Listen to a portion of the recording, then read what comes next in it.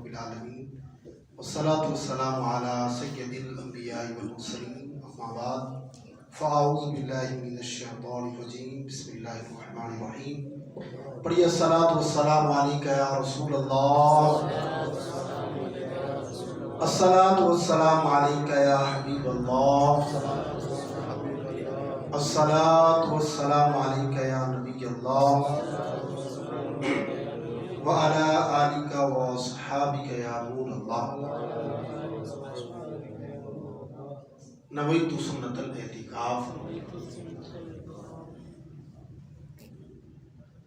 ہمارے پیارے نبی صلی اللہ علیہ وسلم نے ارشاد فرمایا انا اول الناس خروجا اذا بعثوا وانا قائدهم اذا جماؤ۔ فرماتے ہیں میرے آقا صلی اللہ علیہ وسلم کہ جب لوگ قبروں سے نکلیں گے تو میں سب سے پہلے اپنی تربت اقدس سے نکلوں گا،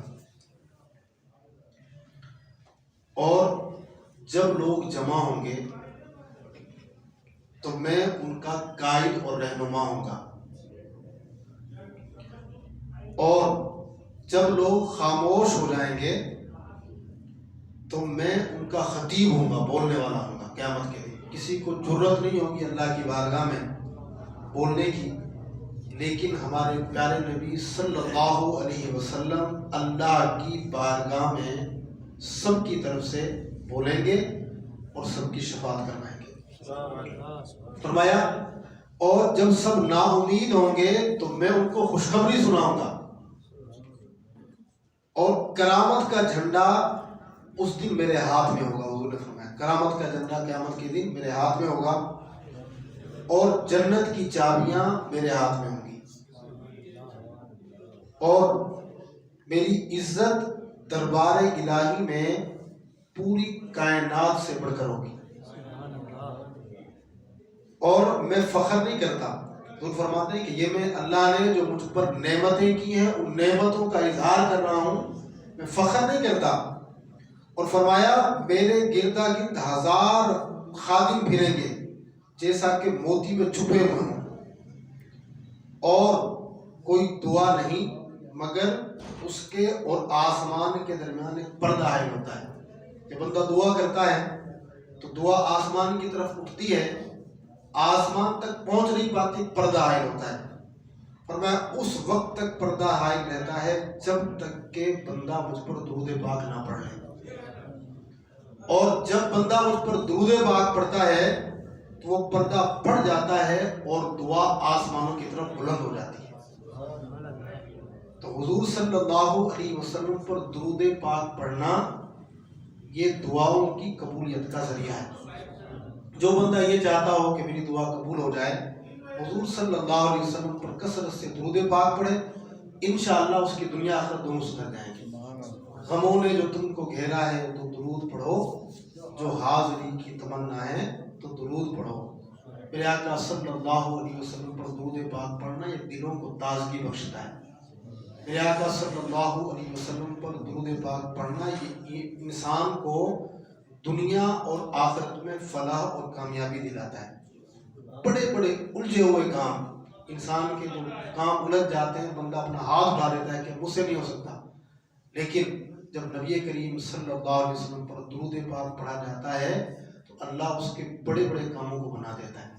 تو جب موقع ملے بلکہ موقع نکال کر اپنے پیارے نبی صلی اللہ علیہ وسلم پر کثرت سے درود پاک کی عادت بنائیں، انشاءاللہ تبارک و تعالیٰ دین و دنیا کی بھلائیاں نصیب ہوں گی۔ حصول برکت کے لیے درود پاک پڑھیے۔ اللہم صلی علی سیدنا و مولانا محمد معدن الجود والکرم وعلی آلہ وصحبہ وبارک وسلم۔ صلاۃ و سلام علیکہ یا سیدی یا رسول اللہ وعلی آلہ واصحابہ یا حبیب اللہ۔ الصلاۃ والسلام علیکہ یا نبی اللہ وعلی آلہ واصحابہ یا نور اللہ۔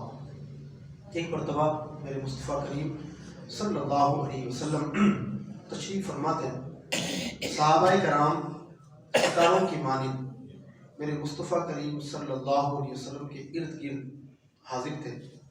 اتنے میں ایک شخص آیا اور کہنے لگا کہ یا رسول اللہ صلی اللہ علیہ وسلم میں غریب بندہ ہوں اور میرے چھوٹے چھوٹے بچے ہیں، ہمارے گھر کے ساتھ جس بندے کا گھر ہے اس کے گھر سے ایک کھجور کا درخت، اس کی کچھ شاخیں ہمارے گھر میں آتی ہیں،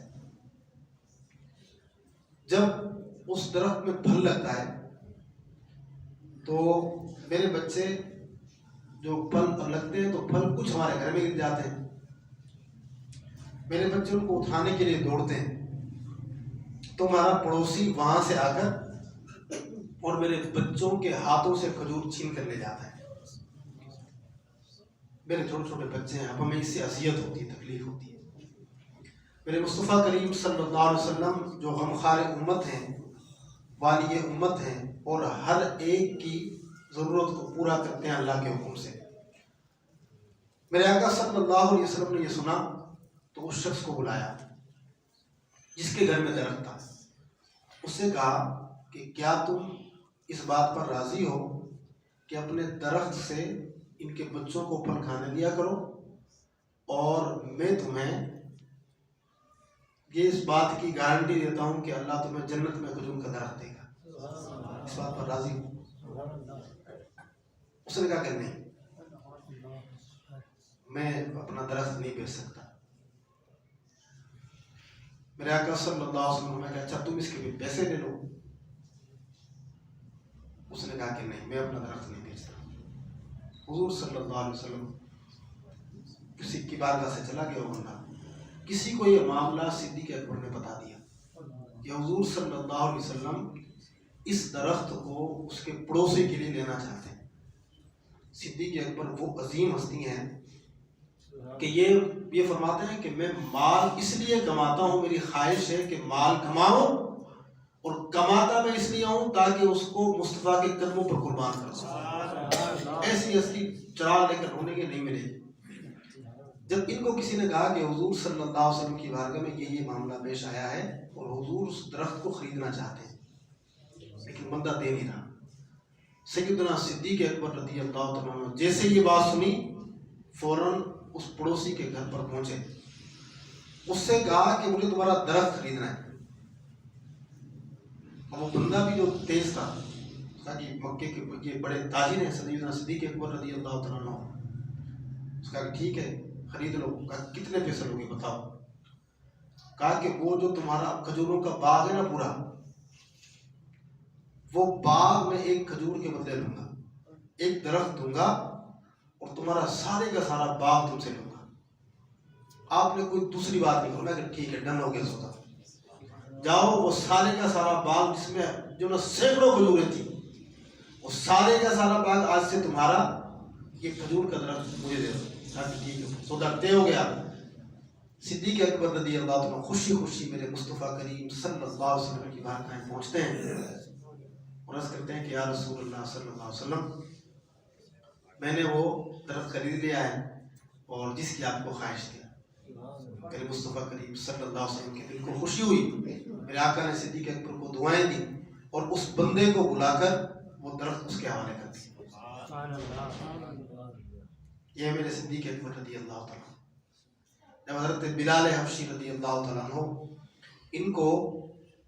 ان کا جو آقا تھا، یہ غلام تھے، وہ تپتی ہوئی دھوپ میں اور مکے کے صحرا میں ان کی پیٹھ سے کپڑے اتار کر تپتے ہوئے صحرا پر لٹا دیا کرتا تھا، اوپر سے پتھر رکھ دیتا اور کہتا کہ محمد کے دین کو چھوڑ دو۔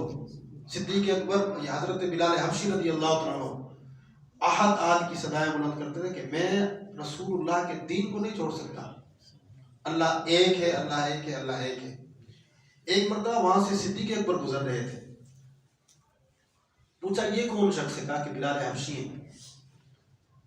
تو میرے آقا صلی اللہ علیہ وسلم پہلے وہاں سے گزرے تھے، حضور نے کہا کہ بلال صبر کرو، اللہ تمہارے لیے آسانی کرے گا۔ حضرت صدیق اکبر کو معلوم ہوا کہ حضور صلی اللہ علیہ وسلم حضرت بلال حبشی کو چھڑوانا چاہتے ہیں۔ آپ وہاں پر گئے اور اس کے جو آقا تھا اس سے کہا کہ یہ غلام بیچو گے؟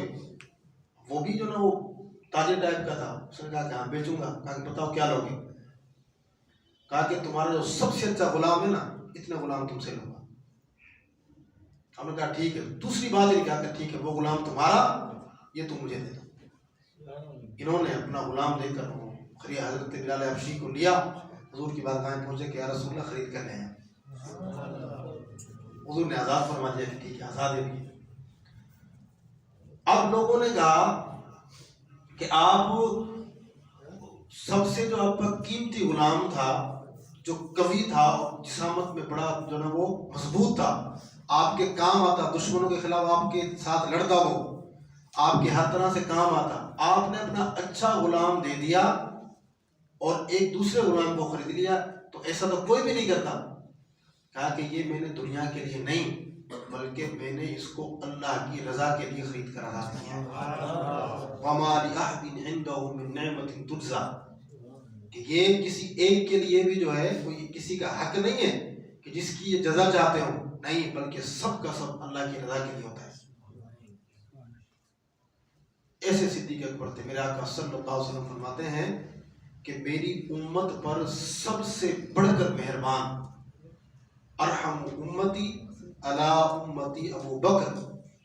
آقا فرماتے ہیں کہ میری امت پر سب سے بڑھ کر مہربان صدیق اکبر رضی اللہ تعالیٰ عنہ. ایسا ان کو مرتبہ اللہ نے عطا کیا، ایسی شان عطا کی. انہوں نے اپنا سارا مال اللہ کی راہ میں قربان کر دیا تھا، اور سب کچھ قربان کرنے کے بعد انہوں نے پھر ٹاٹ کا کپڑے پہنے ہوئے تھے، ٹاٹ کا لباس پہنا ہوا تھا، اور اس میں جو بٹن تھے نا وہ کانٹوں کے لگائے ہوئے تھے. کہنا آسان ہوتا ہے، سرکر کا سارا مال لے کر آئے، ٹاٹ کا لباس پہنا اور کانٹوں کے بٹن لگائے ہوئے تھے.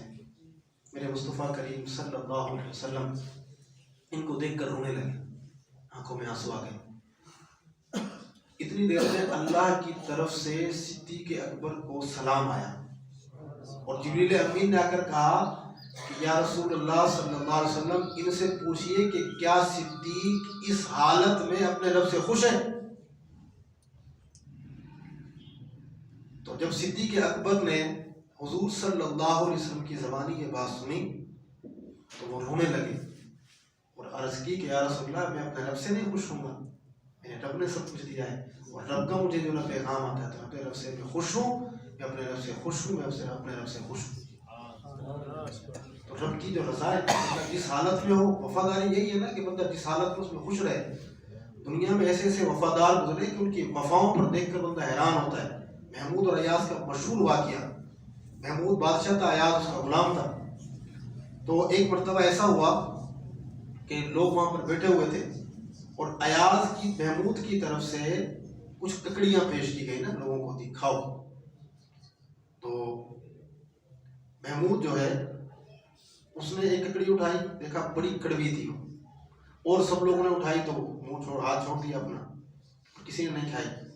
محمود نے، ایاز نے وہ ککڑی اٹھائی، کھانا شروع کر دی. ایک کھائی، دوسری کھائی، تیسری کھائی، اور منہ بالکل نہیں بنایا. کسی نے کہا دیکھو کتنا بھوکا ہے یہ، اتنی کڑوی ککڑی بھی کھا رہا ہے یہ. اس نے کہا بھوکا نہیں ہوں،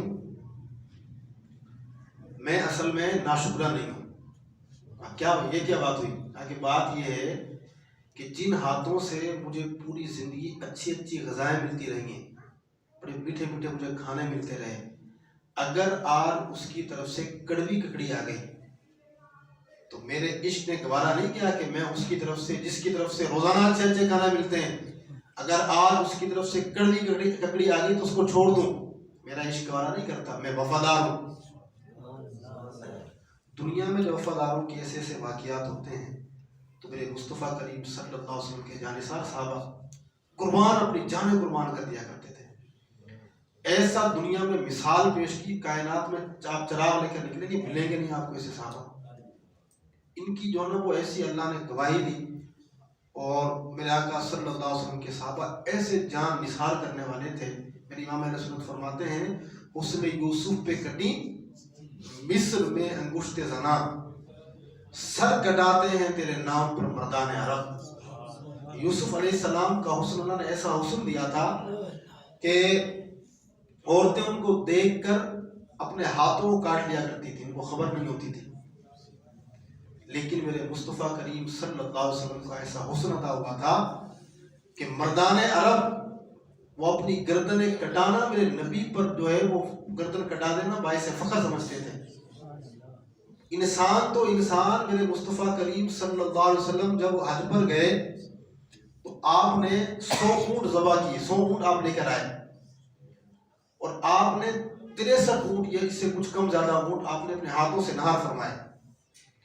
روایتوں میں آتا ہے کہ میرے مصطفیٰ کریم صلی اللہ علیہ وسلم جب اونٹوں کی طرف بڑھتے تھے تو ہر اونٹ کی خواہش ہوتی تھی اور وہ مچل مچل کر آگے آتا تھا کہ میں مصطفیٰ کے ہاتھوں سے نہار ہونا۔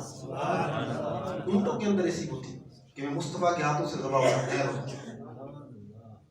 جب میرے مصطفیٰ کریم صلی اللہ علیہ وسلم کا وصال ظاہری ہوا تو پھر مصطفیٰ کریم صلی اللہ علیہ وسلم کا جو سواری کا دراز گوشت تھا، گدھا تھا، تو وہ پھرتا تھا، ایسے گلیوں میں پھرتا تھا، ٹکرے مارتا تھا گلیوں میں کہ مصطفیٰ کہاں چلے گئے صلی اللہ علیہ وسلم۔ جب نہیں نظر آتا تو اس نے خود کو اپنے کنویں میں گرایا اور ہلاک ہو گیا، یہاں سے چلا گیا۔ کیوں؟ جب مصطفیٰ کریم صلی اللہ علیہ وسلم ہی نہ رہے پھر اب کس کے لیے رہیں گے؟ پھر جان دے دی تھی اپنی۔ تو میرے آقا صلی اللہ علیہ وسلم سے ہر چیز محبت کرتی تھی، جتنے بھی محبت کرنے والے تھے میرے مصطفیٰ کریم صلی اللہ علیہ وسلم، جتنے محبت کرنے والے تھے ان سب میں بڑھ کر محبت کرنے والے صدیق اکبر رضی اللہ تعالیٰ عنہ تھے۔ ہماری جانیں ان کے قدموں پر قربان ہو، اتنا حضور سے عشق کرتے تھے، اتنا عشق کرتے تھے کہ ایسی مثال کہیں نہیں ملتی۔ میرے آقا کے یہ مزاج شناس تھے، میرے آقا ابھی کچھ بولتے نہیں تھے، سمجھ جایا کرتے تھے کہ حضور یہ چاہے، سفر میں، حضر میں، بلکہ آپ کے اعلان نبوت سے پہلے بھی میرے مصطفیٰ کریم صلی اللہ علیہ وسلم کے دوست تھے۔ معراج کا واقعہ میرے آقا صلی اللہ علیہ وسلم نے جب حضور صلی اللہ علیہ وسلم نے بتایا کہ میں معراج پر گیا اور وقت کے رات کے ایک مختصر سے حصے میں یہاں سے مسجد اقصیٰ پہنچا، مسجد اقصیٰ سے پہلا آسمان، دوسرا آسمان، تیسرا آسمان، چوتھا آسمان، پانچواں، چھٹا آسمان، جنت دیکھی، دوزخ کے حالات دیکھے، عرش معلیٰ تک پہنچا، اللہ تبارک و تعالیٰ کا دیدار کیا، وہاں سے پیغام لیا، نماز سب کچھ کر کے آیا، اور رات کا بھی تھوڑا سا حصہ گزرا تھا۔ میرے آقا نے یہ واقعات بتائے اہل عرب کو، تو ابو جہل چیختا پھرتا تھا، شور مچاتا تھا، ایسے کیسے ہو سکتا ہے کہ حضور صلی اللہ علیہ وسلم جائیں اور ان کو تھوڑے سے وقفے میں جو ہے وہ معراج کر کے واپس آ جائیں۔ اب اس کو ایک بہانہ ملا، وہ دوڑتا ہوا صدیق اکبر کے پاس گیا، کہا کہ دیکھا ہے تمہارا ساتھی کیا کہتا ہے؟ کیا کہا ہے؟ کہ وہ کہتا ہے کہ رات کے مختصر سے حصے میں مکے سے بیت المقدس گیا، بیت المقدس سے ساتوں زمانوں کی آسمانوں کی سیر کی، جنت کو دیکھ کر آیا، جہنم کے حالات دیکھے، اللہ سے ملاقات کی، نماز کا تحفہ لے کر میں آ گیا ہوں، اور اتنی جلدی واپس آ گئے کہ رات کا کچھ حصہ گزرا تھا۔ عقل میں آنے والی بات ہے۔ اب دیکھو تمہارا دوست کیا کہتا ہے، صدیق اکبر سے کہہ رہا تھا یہ۔ صدیق نے کس نے کہا؟ یہ کہا کہ محمد نے کہا ہے، کہا کہ پھر سچ کہا ہے، انہوں نے کہا ہے تو سچ کہا ہے۔ تو میرے آقا صلی اللہ علیہ وسلم کو صدیق کا لقب دیا، سب سے بڑے سچے، اتنی شان والے تھے۔ ایک مرتبہ میرے مصطفیٰ کریم صلی اللہ علیہ وسلم، ان کے پاس بڑی ایمان افروز حدیث ہے، بہترین۔ میرے آقا صلی اللہ علیہ وسلم تشریف فرماتے گھر میں، اور آپ کی زوجہ محترمہ، ہم سب کی ماں حضرت عائشہ صدیقہ طیبہ طاہرہ رضی اللہ تعالیٰ عنہ حضور کی بارگاہ میں حاضر تھی۔ میرے آقا وہاں پر تشریف فرما تھے، تو آسم اور ایک کھلی ہوئی رات تھی، آسمان پر ستارے چمک رہے تھے۔ تو حضرت عائشہ نے پوچھا کہ یا رسول اللہ صلی اللہ علیہ وسلم، اب یہ سوال تھے، یعنی ہم یہاں حدیث کو تھوڑا دیر موقوف کر کے، کسی کو آج تک پتہ ہے دنیا آسمان میں کتنے ستارے ہیں؟ کسی کو نہیں پتہ کتنے ستارے ہیں آسمان پر، نہ کوئی گن سکتا ہے، نہ کوئی ایسی مشین ایجاد ہوئی جو ستاروں کو گن سکے۔ کسی کے دل میں کیا چیز ہے کوئی سمجھ سکتا ہے؟ نہیں سمجھ سکتا، نہیں جانتا کوئی بھی، دل کے حالات اللہ بہتر جانتا ہے۔ حضرت عائشہ صدیقہ طیبہ طاہرہ رضی اللہ تعالیٰ عنہ یہ حضور سے پوچھتی ہیں کہ یا رسول اللہ، جتنے آسمان پر ستارے ہیں کیا اتنی کسی کی نیکیاں ہوں گی؟ یہ پوچھنے والی صحابیاں ہیں، اور حضور صلی اللہ علیہ وسلم کے صحابہ حضور کے بارے میں یہ عقیدہ رکھتے تھے کہ حضور جو ہے اللہ کے حکم سے ہر بات جانتے ہیں۔ تو تو حضرت عائشہ پوچھ رہی ہے کہ یا رسول اللہ صلی اللہ علیہ وسلم آسمان پر جتنے ستارے ہیں کیا اتنی کسی کی نیکیاں ہوں گی؟ میرے آقا نے فرمایا کہ جتنی بھی یہ بالکل ایسی اتنی نیکیاں ہیں. کہا کس کی نیکیاں ہیں؟ فرمایا کہ عمر کی نیکیاں اتنی ہیں جتنے ستارے. وہ عمر ہیں جن کی نیکیاں ستاروں جتنی ہیں. اب نیکی جو بندہ کرتا ہے کبھی اکیلے میں کرتا ہے. صحابہ کرام تو مخلص تھے, چھپ چھپ کر نیکیاں کیا کرتے تھے. حضرت فاروق اعظم رضی اللہ عنہ نیکیوں کے پہاڑ تھے, ان کی پوری زندگی نیکیوں میں گزری. جب سے ایمان لائے نیکیاں, اور اللہ کے خوف سے کانپنے والے, ہر وقت عبادت کرنے والے اور گرمیوں کے روزے رکھنے والے. تو یہ نیکیاں جتنی بھی کرتے تھے میرے مصطفیٰ کریم کی نیکیوں کو بھی جانتے ہیں. فرماتے ہیں کہ فاروق اعظم کی نیکیاں آسمان پر چمکنے والے ستاروں کے برابر ہیں. ان کی ہر نیکی کو میرے مصطفیٰ جانتے ہیں. حضرت عائشہ صدیقہ طیبہ طاہرہ رضی اللہ تعالی عنہا جو صدیق اکبر کی بیٹی تھی, حضور صلی اللہ علیہ وسلم کے نکاح میں تھی, ہمارے سب کی مائیں. انہوں نے کہا کہ یا رسول اللہ پھر میرے والد ان کی نیکیاں, صدیق اکبر کی نیکیاں, وہ میرے آقا نے فرمایا, بڑا پیارا جواب دیا. فرمایا کہ عمر کی تمام عمر بھر کی نیکیاں, عمر کی تمام عمر بھر کی نیکیاں, ساری زندگی کی نیکیاں ابو بکر کی نیکیوں میں سے صرف ایک نیکی کے برابر ہیں. صدیق اکبر کی نیکیوں کو میرے مصطفیٰ جانتے ہیں. ان نیکیوں کا میزان میں کتنا وزن ہوگا میرے مصطفیٰ جانتے ہیں. ایمان کتنا بڑا ہوا ہے میرے مصطفیٰ جانتے ہیں.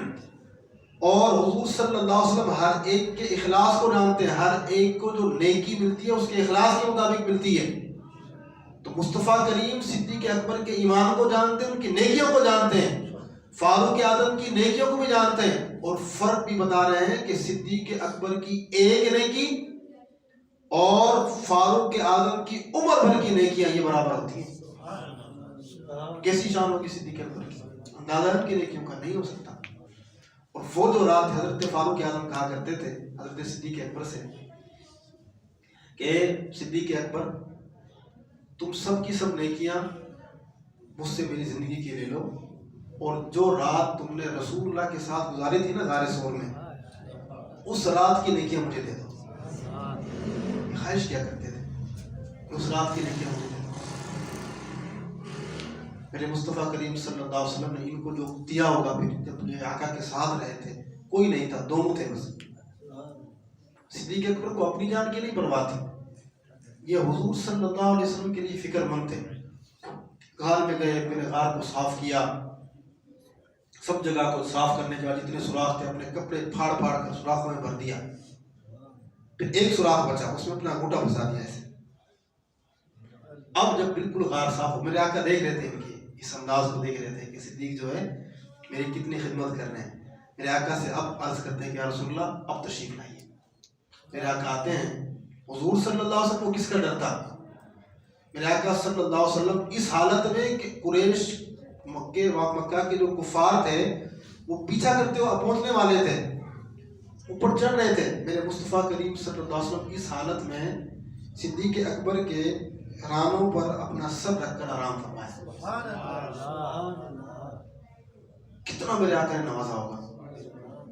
یہ میرے آقا کے جسم سے جس کے کپڑے بھی مس ہو جائیں, میرے آقا کے کپڑوں سے جس کے کپڑے مس ہو جائیں, میرے آقا صلی اللہ علیہ وسلم کے قدموں کی خاک سے جس کے کپڑے مس ہو جائیں, جس کا ہاتھ مس ہو جائے تو اس کی زندگیاں سدھر جاتی ہیں.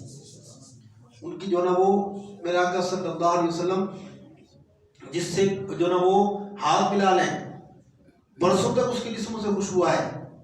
ایک بچے کے سر پر میرے آقا نے ہاتھ رکھا, ان کی عمر گزر گئی, بوڑھے ہو گئے لوگ, لیکن اس کے سر کے بال جو ہے نا وہ سفید نہیں ہوتے. میرے آقا صلی اللہ علیہ وسلم نے ایک شخص کے چہرے پر ہاتھ پھیرا, اس کا چہرہ ایسا چمکنے والا ہو گیا کہ اندھیرے مکان میں جاتے تھے, اندھیرے کمرے میں جاتے تھے تو در و دیوار چمکتے تھے, اتنی روشنی ہو جاتی تھی. صدیق اکبر میرے آقا صلی اللہ علیہ وسلم کے مبارک جو ہے وہ رانوں پر اپنا مبارک سر رکھا ہوا ہے, آرام فرما رہے ہیں. اچھا, یہ جو نیچے جہاں بند کیا ہوتا ہے انہوں نے سوراخ کو ایڑی سے یا گھوٹے سے, تو وہاں بھی برسوں سے ایک سانپ تھا. اس نے اللہ کی بارگاہ میں عرض کی تھی کہ یا رسول اللہ، یا اللہ میں تیرے آخری نبی کا دیدار کرنا چاہتا ہوں. اس کو کہا گیا تھا کہ اس غار میں نبی نے آنا ہے. وہ اپنے سب چیزوں کو چھوڑ کر، اپنے جو نا وہ سب علاقے کو چھوڑ کر برسوں سے یہاں پر رہ رہا تھا کہ اس علاقے میں آنا ہے، نبی نے اس غار میں آنا ہے اور میں اس لیے یہاں پر بیٹھتا ہوں. اب یہاں پر صدیق اکبر تھے، یہ عاشق ہیں، وہاں پر وہ بھی دیوانہ دیکھنے والا کہ حضور کو دیکھنا ہے. اب اس نے پہلے جو نا جب انہوں نے دیکھا کہ سب راستے بند ہیں، وہاں کپڑے لگائے ہوئے تھے، انہوں نے یہاں ہیڈی لگائی ہوئی تھی، انگوٹھا لگایا ہوا تھا. اب انہوں نے جو ہے سانپ نے بھی کیا کیا کہ پہلے جو ہے اپنی کمر لگائی ان کے انگوٹھے سے، اپنے پورا جسم لگایا. لیکن صدیق اکبر تو اور انہیں بہت سختی سے جواب دیا کہ اب کوئی چیز ہے جو باہر نکل کر نقصان پہنچانا چاہتی ہے. انہوں نے اور مضبوطی سے پاؤں رکھ لیا. پھر دوبارہ اس نے سانپ نے اپنا جسم بس کیا ان کے انگوٹھے سے. اب صدیق اکبر اور مضبوط ہو گئے، اب کسی کو نکلنے نہیں دینا یہاں سے. وہاں وہ بھی عاشق، یہ بھی عاشق، یہ عاشق اکبر ہے. تو اب اس نے کیا کیا، مجبور ہو گیا سانپ بھی، اس نے جو ہے ڈس گیا صدیق اکبر کے انگوٹھے پر. صدیق اکبر رضی اللہ تعالیٰ عنہ انہوں نے انگوٹھا نہیں ہٹایا، وہیں پر رہا. درد ہوا تو ان کی آنکھوں سے آنسو نکلے، میرے مصطفیٰ کریم صلی اللہ علیہ وسلم کے چہرے پر گرے. تو نبیوں کی تو آنکھ سوتی ہے، ان کا دل نہیں سوتا. آقا نے آنکھیں کھولی، صدیق کیا ہوا؟ یا رسول اللہ کسی چیز نے ڈس لیا ہے. کہا کہ انگوٹھا ہٹا دو. انگوٹھا ہٹایا، اندر سے سانپ نکلا. حضور صلی اللہ علیہ وسلم کا دیدار کیا، دیکھا، سلام کیا اور واپس چلا گیا. میرے مصطفیٰ کریم صلی اللہ علیہ وسلم نے صدیق اکبر کو اپنے لعاب دہن لیا، اس کے انگوٹھے پر لگا دیا، ان کے انگوٹھے پر لگایا. فرماتے ہیں اسی وقت درد ختم ہو گیا. تو یہ تو اپنی جان دے چکے تھے صدیق، بلکہ غار میں جان ان پہ دے چکے، اپنی جان قربان کر دی تھی. ابھی بھی میرے آقا صلی اللہ علیہ وسلم وہاں پر موجود تھے. اب صدیق اکبر کی اولاد جب بھی یہاں ان کے خاندان سے کوئی اولاد پیدا ہوتی ہے نا، تو ان کے انگوٹھے پر سانپ کے کانٹے کا نشان ہوتا ہے. عاشقوں کی علامت مور گویا کہ لگی ہوئی ہے. دنیا کو بتایا جاتا ہے کہ یہ ان کی اولاد ہے جو رسول اللہ صلی اللہ علیہ وسلم اپنی جان قربان کرنے کو تیار ہو گئے تھے. اللہ کی شان ہے، ایسے عاشق تھے. تو اس رات کی نیکیاں حضرت فاروق اعظم سے کہا کرتے تھے کہ اس رات کی نیکیاں مجھے دے دو اور میری ساری زندگی کی نیکیاں تم لے لو. ایک مرتبہ یوں بھی ہے کہ حضرت صدیق اکبر رضی اللہ تعالیٰ عنہ ان کے بارے میں مشہور تھا کہ یہ کہیں جاتے ہیں اس طرف نا، تو فاروق اعظم کی یہ خواہش ہوتی تھی کہ میں جو یہ نیکی کرتے ہیں میں نیکی ان سے بڑھ جاؤں. تو یہ بھی ایسے جاننا شروع ہوئے. تو دیکھا کہ گھر میں جاتے ہیں، لیکن گھر میں جاتے ہیں تو انہوں نے دیکھ لیا. اب یہ بھی جو ہے نا اس گھر میں پہنچے دوسرے دن سے پہلے، دیکھا کہ وہاں پر ایک بوڑھی خاتون ہے اور آنکھوں سے نابینا ہے، گھر میں کوئی بھی نہیں ہے. تو انہوں نے دیکھ لیا تھا کہ حضرت صدیق اکبر جب جاتے ہیں گھر میں جھاڑو دیتے ہیں، صفائی کرتے ہیں، ان کے پٹکے میں پانی بھرتے ہیں، وہ کھانا کھلاتے ہیں. اب اس کے لیے فاروق اعظم پہنچ گئے رضی اللہ تعالیٰ عنہ. پہلے انہوں نے ایسے کیا، گھر کی صفائی کی، پانی بھرا، وہ کھانا کھلانے لگے. بڑھیا نے پہلا لقمہ لیا تھا اور ان کا ہاتھ پکڑ لیا. کہا کہ بیٹا تم کون ہو؟ کہا کہ روز کون آتا ہے؟ کہا کہ نہیں تم وہ نہیں ہو، تم وہ نہیں ہو. کہا کہ اما تمہیں تو نظر بھی نہیں آتا. کہا کیسے پہچانا؟ کہا کہ وہ جو کھلاتے ہیں نا وہ انہیں پتا ہے کہ میرے منہ میں دانت نہیں ہے، وہ مجھے اپنے منہ سے چبا چبا کر کھلاتے ہیں، تم نے ایسے ہی کھلا دیا ہے، تم وہ نہیں ہو. ایسے تھے صدیق اکبر، ایسے لوگوں کی امداد کیا کرتے تھے. اور حضور صلی اللہ علیہ وسلم کی بڑی نوازش تھی. میرے آقا فرماتے ہیں کہ میں نے ساری کائنات جس نے میرے ساتھ خدمت کی نا میری، میں نے سب کے احسانات کا بدلہ اتار دیا. میں نے سب کے احسانات کا بدلہ اتار دیا ہے. صدیق اکبر ابو بکر وہ ہیں کہ انہوں نے جو میری خدمت کی تھی، ان کا اجر کو اللہ دے گا، اللہ کو اجر دے گا. اللہ تبارک و تعالیٰ کی بارگاہ میں جب حساب شروع ہوگا نا تو کسی کی جرت نہیں ہو کوئی سامنے جائے. سیدنا صدیق اکبر رضی اللہ تعالیٰ عنہ کو حضور صلی اللہ علیہ وسلم اللہ کی بارگاہ میں حساب کے لیے بھیجیں گے. تو اللہ تبارک و تعالیٰ کا غضب اور جلال اس وقت ختم ہو جائے، یعنی اللہ کا غضب رحمت میں بدل جائے گا جب صدیق اکبر کو حضور صلی اللہ علیہ وسلم بھیجیں گے کہ اللہ کی بارگاہ میں حاضر ہوں گے تو اللہ تبارک و تعالیٰ کا غضب اور جلال اور رحمت میں بدل جائے گا. ان کو دیکھ کر ایسی شان کے مالک تھے. میرے آقا نے ہمیشہ ان کو ساتھ رکھا، ان کو ساتھ ساتھ رکھا.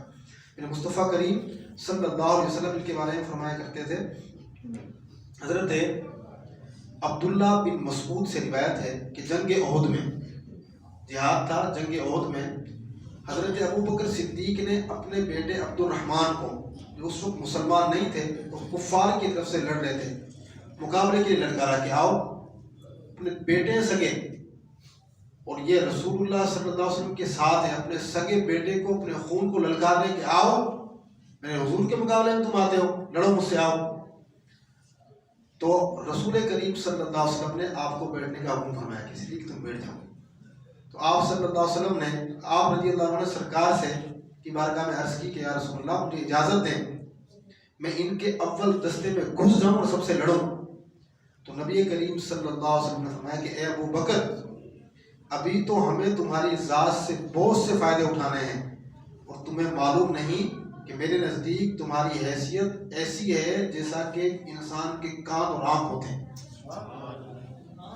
کتنا محبت کا اظہار تھا. آقا فرما رہے ہیں کہ میرے نزدیک تم ایسے مجھے عزیز ہو جیسے انسان کے کان اور آنکھ اس کو عزیز ہوتی ہے نا، مجھے تم ایسے عزیز ہو. میرے مصطفیٰ کریم فرمایا کرتے تھے جب اسلام قبول کیے ہوئے چند لوگ اسلام قبول کیا تھا اور میرے آقا صلی اللہ علیہ وسلم نے اپنی نبوت کا اعلان فرمایا تو صدیق اکبر حضور کی بارگاہ میں حاضر ہوتے ہیں، عرض کرتے ہیں یا رسول اللہ صلی اللہ علیہ وسلم آپ مجھے اجازت دیں کہ میں اعلان اسلام کی تبلیغ کروں. حضور نے فرمایا کہ اب یہ حالات کارساز نہیں ہیں، جب ہوگا تو میں بتا دوں گا. انہوں نے کہا کہ آپ سب مجھے اجازت دیں آپ کے دین کی تبلیغ کروں گا. یہ اجازت دے کر چلے گئے. انہوں نے خانہ کعبہ کے قریب آ کر لوگوں سے کہا کہ آؤ لوگوں میری بات سنو، میں تمہیں ایک بات بتاتا ہوں. یہ مکے کے بہت بڑے تاجر تھے، تو انہوں نے کہا کہ ٹھیک ہے، لوگ جمع ہو گئے ان کی بات سننے کے لیے. انہوں نے کہا کہ محمد صلی اللہ علیہ وسلم اللہ کا سچا دین لے کر آئے ہیں، جو اس کو مان لے گا کامیاب ہو جائے گا. اللہ ایک ہے، محمد صلی اللہ علیہ وسلم اللہ کے سچے رسول ہیں. یہ بات کی تھی کہ کفار میں سے ابو لہب نے ان کے سر پر پتھر مارا اور نوجوانوں سے کہا کہ ان کو مارنا شروع کرو. کسی نے کچھ مارا، کسی نے کچھ مارا، اور اتنا مارا کہ ان کے چہرے پر ورم آ گیا تھا، چہرہ سوج گیا تھا، سانسیں بند ہونے لگی. ان کے قبیلے کے لوگ آئے، کہا کہ اگر کوئی کچھ ہو گیا تو جس نے مارا ہے ایک ایک سے خون کا بدلہ لیا جائے گا. ان کو اٹھا کر لے گئے، چہرہ سوجا ہوا تھا، ہونٹوں سے خون جاری ہے. تو حضرت صدیق اکبر جب وہاں پر گئے تو آپ کی والدہ محترمہ وہاں پر موجود تھی. انہوں نے کہا کہ بیٹا کچھ کھا لو. یہ ہوش میں آ رہے ہیں اور کہہ رہے ہیں کہ محمد صلی اللہ علیہ وسلم، محمد صلی اللہ علیہ وسلم. کسی نے کہا کہ ان کی وجہ سے یہ حالت ہوئی ہے، ان کے دین کی تم تبلیغ کر رہے تھے. کہا کہ میں اللہ کی قسم کھا کر کہتا ہوں صدیق اکبر، اس وقت تک میں ایک لقمہ نہیں کھاؤں گا، ایک پانی کا گھونٹ میرے منہ سے اندر نہیں جائے گا جب تک کہ میں محمد الرسول اللہ کی حالت دریافت نہ کر لوں. مجھے ان کے پاس لے کر چلو. پھر آپ کی والدہ اور ایک اور خاتون ان کو سہارا دے کر حضور صلی اللہ علیہ وسلم کی بارگاہ میں لے کر گئے. پھر مصطفیٰ کریم صلی اللہ علیہ وسلم نے ان کی حالت دیکھی تو پھر آ کر رونے لگے، آنکھوں میں آنسو آ گئے. اب صدیق اکبر نے کہا کہ ہاں اب میں کھاؤں گا، پیوں گا. کیوں؟ کیونکہ میں نے اپنی آنکھوں سے مصطفیٰ کو دیکھ لیا. ایسی محبت کرنے والے تھے حضور صلی اللہ علیہ وسلم سے، سب کچھ اپنا قربان کر دیا تھا حضور صلی اللہ علیہ وسلم کی بارگاہ میں. حضرت سیدنا ابو ہریرہ رضی اللہ عنہ فرماتے ہیں کہ ہمارے پیارے نبی صلی اللہ علیہ وسلم نے ارشاد فرمایا، جس نے، بڑی پیاری حدیث، جس نے اللہ کی راہ میں کوئی چیز دو کرتے خرچ کی، ایک چیز دے دی پھر دوبارہ دے دی، جس نے اللہ کی راہ میں کوئی چیز دو کر کے خرچ کی، اسے جنت کے دروازوں سے اس طرح آواز آئے گی کہ اے اللہ کے بندے، یہ دروازہ تیرے لیے بہتر ہے، یہاں سے چلے جاؤ جنت میں. بس نمازی کو باب الصلاۃ سے، یعنی جنت کے دروازوں کے نام رکھے ہوں گے، کہ یہ نماز کا دروازہ، یہ روزے کا دروازہ، تو جو نماز پڑھنے والا ہوگا اس سے کہا جائے گا کہ تم جاؤ اور باب الصلاۃ سے جنت میں چلے جاؤ۔ جو جہاد کرنے والے ہوں گے ان کو باب الجہاد سے لے کے جاؤ اور اس دروازے سے تم جنت میں داخل ہو جاؤ، یہ تمہارا انٹرسٹ گیٹ ہے، یہاں سے چلے جاؤ اندر۔ جو صدقات کرنے والے ہوں گے، خیرات کرنے والے ہوں گے، ان کو باب الصدقہ سے جنت میں داخلہ کرایا جائے گا، یہاں سے چلے جاؤ، یہاں سے چلے جاؤ۔ اور ایک دروازہ باب الریان وہ ہے، اس سے بلایا جائے گا روزہ دار کو کہ بھئی باب الریان ہے، تم یہاں سے چلے جاؤ۔ صدیق اکبر وہاں پر موجود تھے، میرے حضور جب حدیث بیان فرما رہے تھے، یہ تو حضور کو تکتے رہتے تھے، دیکھتے رہتے تھے، ان کی خواہش تھی۔ پوچھا میرے آقا نے کہ صدیق کچھ چاہتے ہو؟ کہ یا رسول اللہ 3 باتیں چاہتا ہوں میں۔ کیا چاہتے ہو بتاؤ؟ کہ یا رسول اللہ میں چاہتا ہوں کہ میں آپ کے سامنے 2 زانوں اٹھ کر بیٹھوں، اس طرح اتحیات میں بیٹھتے نا، اس طرح بیٹھتے تھے حضور کی بارگاہ میں، کہ میں چاہتا ہوں الجلوس بین یدیک، کہ آقا میں آپ کے سامنے بیٹھا رہوں 2 زانوں ہو کر، میری خواہش ہے۔ کہا کہ اور کیا چاہتے ہو؟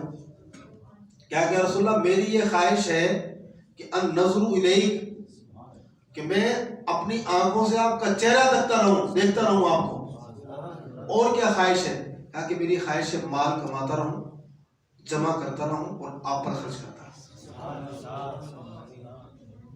تینوں خواہش، اللہ نے تینوں خواہش پوری کر دی۔ پوری زندگی سفر میں، حضر میں، ہر غزوے میں حضور کے ساتھ رہے، پوری زندگی حضور کے ساتھ رہے، حضور کو تکتے رہے، اور ایسی خواہش پوری کی کہ ان کے وصال کے بعد بھی رسول اللہ نے اپنے ساتھ رکھا ان کو۔ جب انہوں نے کہا تھا کہ جب میں وصال کر جاؤں تو میری لاش کو، میرے جسم کو حضور کے دروازے پر لے کر جانا، جہاں حضور صلی اللہ علیہ وسلم کی تربت اقدس ہے وہاں پر لے کر جانا، اور کہنا کہ یا رسول اللہ صدیق آپ کی بارگاہ میں حاضری چاہتا ہے، اگر وہاں سے اجازت ملے تو وہیں دفنا دینا، ورنہ مجھے مسلمانوں کے قبرستان میں دفنا دینا۔ اب جب ان کا وصال ہوا، وصال کے بعد ان کو کفنا کر جب حضور صلی اللہ علیہ وسلم کی تربت منور کے سامنے لے جایا گیا حجرہ عائشہ میں، تو اب لوگوں نے صدا کی کہ یا رسول اللہ صدیق ہیں، آنے کی اجازت چاہتے ہیں۔ تو قبر سے آواز آئی تھی کہ حبیب کو حبیب سے ملا دو، حبیب کو حبیب سے ملا دو۔ پھر دونوں دروازہ کھل گیا تھا اور سیدنا صدیق اکبر کو حضور صلی اللہ علیہ وسلم کے پہلو میں دفن کیا گیا۔ دنیا میں ساتھ رہے، رسول اللہ نے ان کو قیامت تک اپنے ساتھ رکھ لیا۔ اللہ آپ سب کو مدینہ دکھائے، مکہ دکھائے، حضور صلی اللہ علیہ وسلم کے مواجہ شریف آپ دیکھیں گے نا، تو یہاں میرے آقا کے تربت اقدس اور حضور صلی اللہ علیہ وسلم کے مبارک سینے کے قریب حضرت سیدنا ابوبکر صدیق ان کا جو ہے وہ مزار ایک ساتھ ہیں، دنیا میں ساتھ، آخرت میں بھی ساتھ ہیں، اور اتنا ساتھ رکھا کہ فرمایا کہ جب کل بروز قیامت میں اللہ کی بارگاہ میں اٹھوں گا اور میدان محشر میں جاؤں گا تو میں اس شان سے جاؤں گا کہ میرے ایک ہاتھ میں صدیق اکبر کا ہاتھ ہوگا اور ایک ہاتھ میں فاروق اعظم کا ہاتھ ہوگا۔ اپنے ساتھ لے کر جائیں گے، جنت میں اپنے ساتھ رکھیں گے۔ انہوں نے یہ تو حضور صلی اللہ علیہ وسلم کی ہر بات کو سمجھتے تھے۔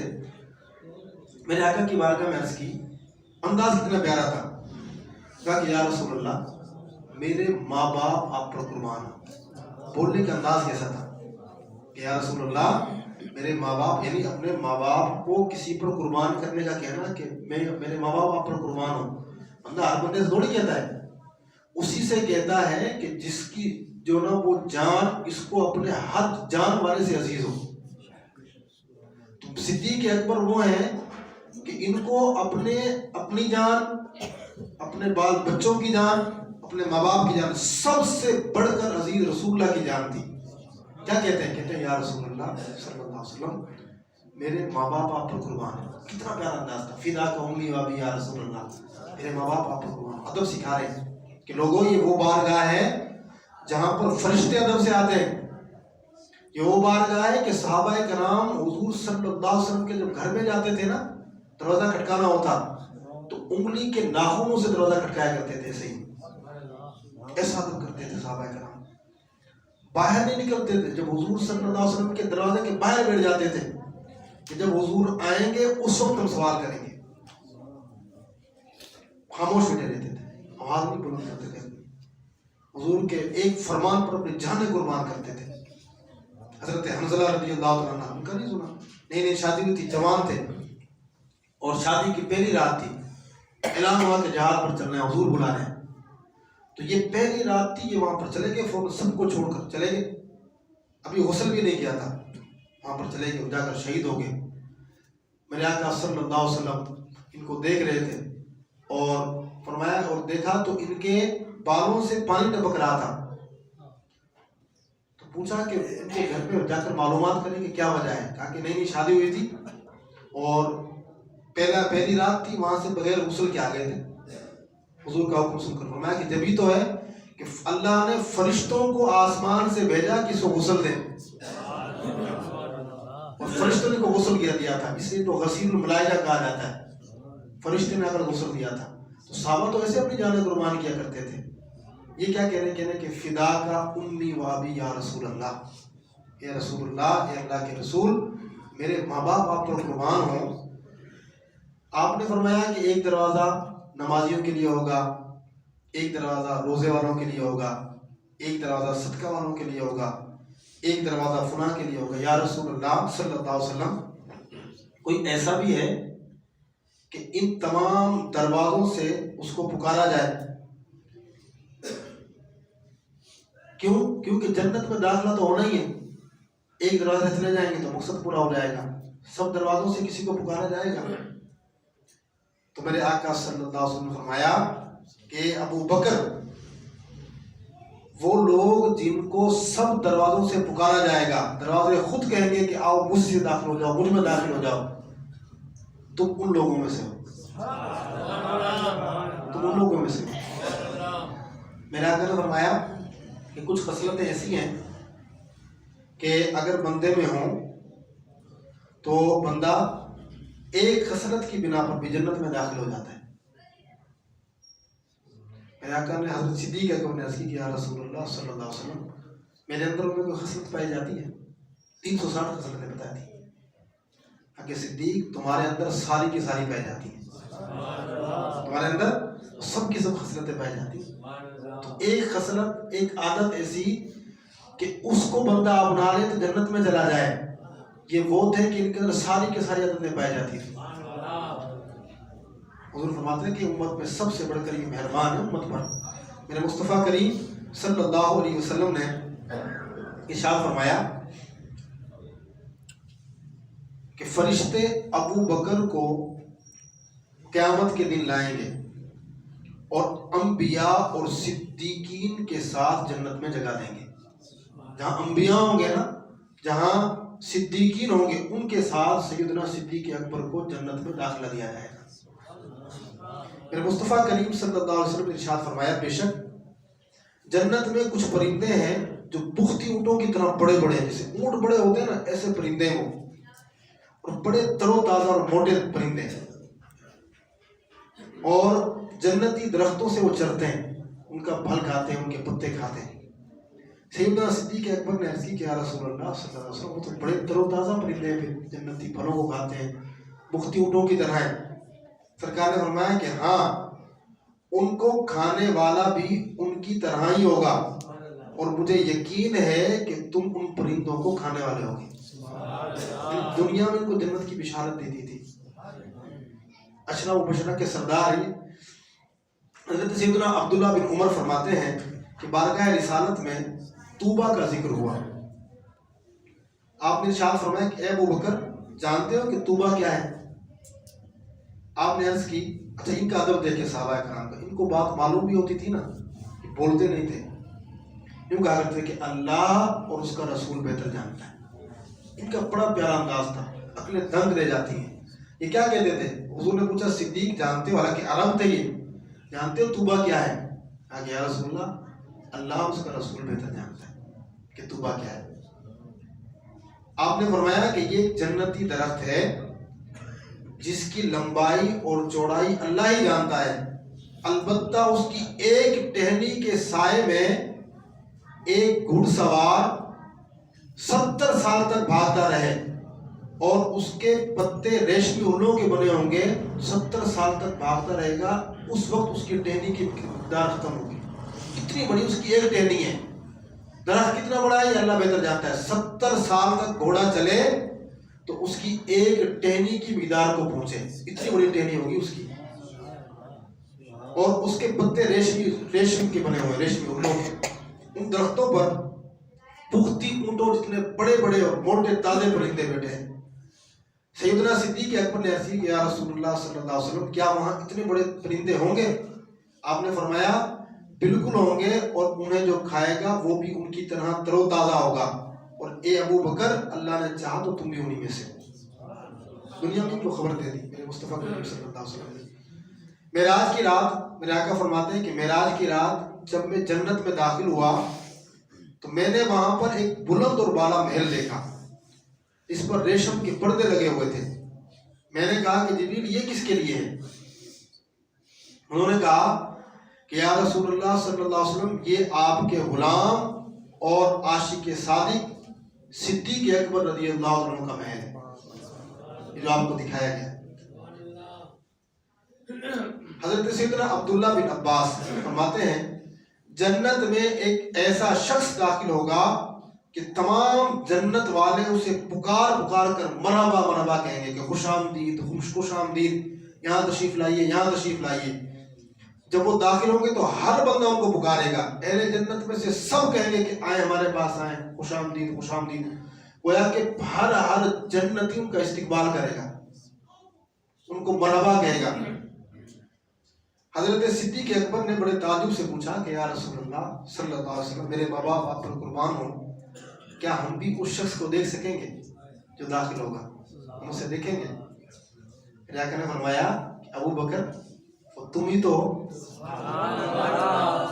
ہو جس کو سب بلائیں گے، اور ہر بندہ کہے گا کہ مرحبا صدیق، مرحبا صدیق، ہمارے پاس تشریف لائیں، ہمارے پاس تشریف لائیں، تو تم ہی ہو۔ کتنی خوشی ہوگی ان کو، میرے مصطفیٰ کیسے کیسے نوازتے ہیں۔ حضرت ابو ہریرہ فرماتے ہیں کہ حضور صلی اللہ علیہ وسلم نے فرمایا کہ مجھے آسمانوں کی سیر کرائی گئی، بس میرا جس آسمان سے گزر ہوا میں نے وہاں پر اپنا نام لکھا ہوا پایا، اور اپنے نام کے بعد ابو بکر کا نام لکھا پایا۔ ہر آسمان پر رسول اللہ کے نام کے ساتھ صدیق اکبر کا نام تھا۔ ایسی میرے اللہ نے عزت دی کو صدیق اکبر کو، اپنا سب کچھ حضور پر قربان کر دیا تھا۔ حضرت ابو درداء فرماتے ہیں کہ حضور نے فرمایا کہ میں شب معراج عرش اعظم کے گرد میں نے سبز جواہر پر، سبز زیورات پر، جواہر پر، موتیوں پر میں نے نور کے قلم سے یہ لکھا ہوا دیکھا، لا الہ الا اللہ محمد الرسول اللہ۔ آگے لکھا ہوا تھا کہ ابو بکر صدیق، کہ ابو بکر سچے صدیق، یعنی حضور کے نام کے ساتھ میرے صدیق اکبر کا نام لکھا ہوا تھا۔ یہ شان ہے، عزت ہے ان کی۔ میرے آقا صلی اللہ علیہ وسلم کی حدیث بات بیان کر کے انشاءاللہ ہم کی ذکر و دعا کرتے ہیں۔ حضرت علی فرماتے ہیں، حضرت علی رضی اللہ عنہ کے بھائی حضرت عقیل بن ابو طالب اور حضرت سیدنا صدیق اکبر کے مابین کسی بات پر کوئی چکر رنجی ہوئی، کسی بات پر کوئی بات ہوئی، تو سیدنا صدیق اکبر رضی اللہ عنہ کی نبی کریم صلی اللہ علیہ وسلم سے نسبت قرابت کی وجہ سے روح گردانی فرماتے رہے، اور حضرت عقیل بن ابو طالب ان سے کوئی بات نہیں کی، وہ بولتے رہے، انہوں نے کوئی بات نہیں کی۔ البتہ تمام ماجرا حضور کی بارگاہ میں عرض کرتے کہ یا رسول اللہ ایسے ایسے ہوا ہے، حضرت علی کے بھائی نے یہ بات کی تھی۔ تو رسول اللہ صلی اللہ علیہ وسلم نے آپ سے تمام صورتحال دریافت فرمانے کے بعد لوگوں میں تشریف لائے اور فرمایا تم لوگوں اور ابو بکر کا کیا موازنہ؟ اللہ کی قسم تم میں سے ہر ایک کے دل پر اندھیرا ہے سوائے ابو بکر کے، کہ اس کا دل نور سے بھرا ہوا ہے۔ اللہ کی قسم تم لوگوں نے اسلام کے ابتدائی زمانے میں مجھے جھٹلایا تھا، مگر صدیق نے میری تصدیق کی۔ تم نے اپنے مال مجھ سے روک لیے تھے، اس نے میری خاطر اپنا سب کچھ لٹا دیا، اور تم نے مجھے ہر طرح کی تکلیف پہنچانے کی کوشش کی، لیکن صدیق اکبر نے ہر طرح سے میری مدد کی اور میری اتباع کی. تو ہر موڑ پر میرے آقا صلی اللہ علیہ وسلم ان کی حمایت کیا کرتے تھے. اللہ ہم سب کو سیدنا صدیق اکبر رضی اللہ تعالیٰ عنہ ان کی سیرت پر عمل پیرا ہونے کی توفیق عطا فرمائے. نبی کریم صلی اللہ علیہ وسلم کے فرامین پر عمل پیرا ہونے کی توفیق عطا فرمائے. اپنی زندگی کا ایک اصول بنا لیں کہ جو میرے نبی کا پیارا ہے نا وہ ہمارے آنکھوں کا تارا ہے. انشاءاللہ بیڑا پار ہوگا. حضور کی ہر شے سے محبت کریں. یہ دنیا کے عاشقوں کی حالت ہوتی ہے کہ جس سے پیار ہو جائے تو اس کی ہر چیز پیاری لگتی ہے. یہ جو مجنون تھا نا اس کے بارے میں آتا ہے کہ لیلا کے گلی کے کتوں کا بھی ادب کیا کرتا تھا. کتا تھا تو اس کو پاؤں کو چوما کرتا تھا. کیوں بھئی اس کا جو محبوب تھا اس کی گلی کا کتا ہے. گلی کے کتوں کا بھی ادب ہوتا ہے. تو وہ جن کو میرے آقا مصطفیٰ کریم صلی اللہ علیہ وسلم اپنا صحابہ فرمائے. آقا فرماتے ہیں کہ میرے صحابہ اگر ایک مٹھی جو صدقہ کریں تو تمہارے احد پہاڑ جتنا صدقہ کرنے سے بہتر ہے. آقا فرمایا کرتے تھے میرے صحابہ کو برا بھلا مت کہو. اللہ نے ان کو انعام دیا. اللہ نے ان کے لیے اعلان فرما دیا قیامت تک کے لیے کہ رضی اللہ عنہ ورضوا عنہ کہ یہ اللہ سے راضی ہو گئے اللہ ان سے راضی ہو گئے. اپنی زندگی کا اصول بنائیں. ہر صحابی نبی سر کا تاج. ہر صحابی ہمارے سر کا تاج ہے. ہر صحابی کا نام ادب سے لیں. محبت ہے تو اپنے بچوں کو ان کا ادب سکھائیں. اور انشاءاللہ یہ جو ماحول ہے نا آپ کو اس طرح کے ماحول ابھی ہم نے کچھ دیر بیان سنا ہے. الحمدللہ دعوت اسلامی کا مدنی ماحول ہمیں سب کچھ سکھاتا ہے. اور ہماری اس مسجد سے انشاءاللہ پی آئی بی کمیونٹی سے 5 فروری کو انشاءاللہ 1 مہینے کا مدنی قافلہ روانہ ہوگا. یہ ہم نے 1 گھنٹہ یہاں پر دیا ہے. کتنی باتیں سیکھی. 1 مہینے تک جب وہاں پر رہیں گے اور وہاں پر مسلسل ہم دین کی باتیں سیکھتے رہیں گے کتنا مزہ آئے گا. اللہ کی راہ میں فرمایا جو اللہ کی راہ میں جاتا ہے نا اور اس کے قدموں کو خاک لگتی ہے. ان قدموں پر خاک لگ جائے اللہ کی راہ کی گرد پڑ جائے تو جہنم کی آگ تو دور کی بات ہے جہنم کا دھواں بھی اس پر حرام ہو جاتا ہے. کتنی برکتیں ملتی ہیں اللہ کے نام جانے کی. صدیق اکبر اپنے جو سب کچھ اللہ کے نام پر قربان ہو چکے تھے. تو یہ اچھے ماحول یہ پاک محفلیں ان میں بندہ آتا ہے تو کچھ سیکھ کر جاتا ہے. تو 1 مہینے کا مدنی قافلہ جا رہا ہے یہاں سے بلدان 5 فروری کو. تو ہمت کریں جس کو اللہ نے توفیق دی ہے جائے. ورنہ جتنا ہو سکے آپ ٹائم دیا کریں. ہمارا ہفتہ وار سنت ہمارا اجتماع ہوتا ہے جمعرات کو اور اس میں جو ہے وہ شرکت فرمائے. عشاء کی نماز کے بعد 2 گھنٹے پورا ہفتہ اپنے کام کاج کے لیے اور عشاء کی نماز کے بعد 2 گھنٹے یہ انشاءاللہ دیں گے تو اس سے بہت کچھ سیکھنے کو ملے گا. الحمدللہ مسجد سے ہمارا قافلہ جاتا ہے اور دوست یہاں سے جاتے ہیں. آپ بھی کوشش فرمائیں ہر جمعرات کو عشاء کی نماز کے بعد وہاں پر جائیں. مسجد میں درس ہوتا ہے وہ سنیں. اچھوں کے ساتھ رہیں گے اچھی جگہ پر رہیں گے تو کسی کی دعائیں قبول ہوں گی ہے نا. بیڑا پار ہو جائے گا انشاءاللہ. مر جاتے ہیں لوگ کوئی پوچھتا بھی نہیں ہے. اچھے لوگ مرتے ہیں یاد رکھتے ہیں. اچھوں کے ساتھ رہیں گے تو ہم نے حاجی مشتاق رحمۃ اللہ تعالیٰ علیہ ان کا جب وصال میں پڑھتا تھا اس وقت میں پہلے درجے میں تھا اولا میں 2001 کی بات ہے. تو ان کا جب وصال ہوا اچھے ماحول میں تھے نیک لوگوں کے ساتھ رہنے والے تھے. تو ہم پوری رات ان کی قبر پر رہے تھے. کوئی رشتہ نہیں تھا ہمارا خونی رشتہ لیکن دینی رشتہ تھا اور شوق سے رہے پوری رات. یعنی یہاں سے گئے سرائے مدینہ ٹول پلازا وہاں پر گئے پوری رات. وہاں پر کوئی رہنے کی کوئی جگہ نہیں تھی. وہ شامیانے اوپر لگے ہوئے تھے. پوری رات ان کے مزار پر رہے پڑھتے رہے درود پاک پڑھتے رہے قرآن پاک پڑھتے رہے. پھر صبح وہاں سے واپس آئے تھے ان کے لیے پڑھتے رہے. وجہ کیا تھی؟ دینی ماحول. تو دوست وہ اچھے ہوتے ہیں جو دینی دوست ہوتے ہیں. اپنا دینی دوست بنائیں ان کے ساتھ رہیں اچھے ماحول میں رہیں. انشاءاللہ اس کی برکتیں ملیں گی. گھر بھی سدھرے گا دنیا سدھرے گی آخرت سدھرے گی اور انشاءاللہ بیڑا پار ہو جائے گا. ورنہ سب نے ایسا بندہ شان سے مرے کہ جائے تو ہے نا عاشق کا جنازہ ہے ذرا دھوم سے نکلے. ورنہ تو سب نہیں ہے. کیا ہے بندہ ایسے مرے کہ دنیا یاد کرے گی اللہ کی رضا کے لیے. اچھوں کے ساتھ رہیں. کوئی ایسا پیچھے چھوڑ کر دیں جو آپ کو دعائیں کرے جو یاد کرے کہ ہاں بندہ بڑا اچھا تھا. ایسے رہا کرو کرے لوگ آرزو ایسا چلن چلو کہ زمانہ بھی ساتھ دے. اچھے بن کے رہیں گے تو انشاءاللہ کامیابی ملے گی. اور 16 فروری بدھ کو فیضان اتار مسجد میں انشاءاللہ 18 فروری بروز بدھ فیضان اتار مسجد میں انشاءاللہ حوصلہ افزائی اجتماع 18 جنوری کو آنے والی بدھ کو انشاءاللہ وہاں پر اجتماع ہے. اس میں شرکت فرمائیں، اچھی اچھی باتیں سیکھنے کو ملیں گی، وہاں پر جائیں گے، لوگ بیٹھیں گے، انشاءاللہ بیڑا پار ہوگا۔ اللہ ہم سب کو برکتیں نصیب فرمائے، اپنے محلے کی مسجد اس کو آباد کریں، خاص طور پر فجر کی نماز میں کوشش کریں، آیا کریں۔ تھوڑی دیر کی سستی ہوتی ہے، آ جائیں گے تو انشاءاللہ اس وقت روزی تقسیم ہوتی ہے، اللہ رزق بانٹتا ہے، جو آ جائے گا اس کو رزق ملے گا انشاءاللہ۔ اللہ ہم سب کو برکتیں خوشیاں عطا فرمائے۔ ہماری مسجد میں عشاء کی نماز کے بعد مالیگان کا مدرسہ لگتا ہے، اس میں بیٹھا کریں، درود پاک کی چادر ہوتی ہے اس میں بیٹھا کریں، اچھے اچھے کام جتنے ہو سکتے ہیں کر لیں، ہر کام کی وہاں پر پوچھ ہوگا، ایک اتنا ذرہ بھی کام آئے گا۔ اللہ کی ایک رحمت ایسی ہے کہ پڑھ جائے تو دنیا اور آخرت میں کامیابی مل جائے گی انشاءاللہ۔ تو مسجد میں آئیں، نماز پڑھیں، قرآن پڑھیں، اللہ عمل کی توفیق عطا فرمائے، اللہ ہم سب کا خاتمہ ایمان پر فرمائے، آمین بجاہ نبی الامین صلی اللہ علیہ وسلم۔ انشاءاللہ ذکر ہوگی، دعا ہوگی،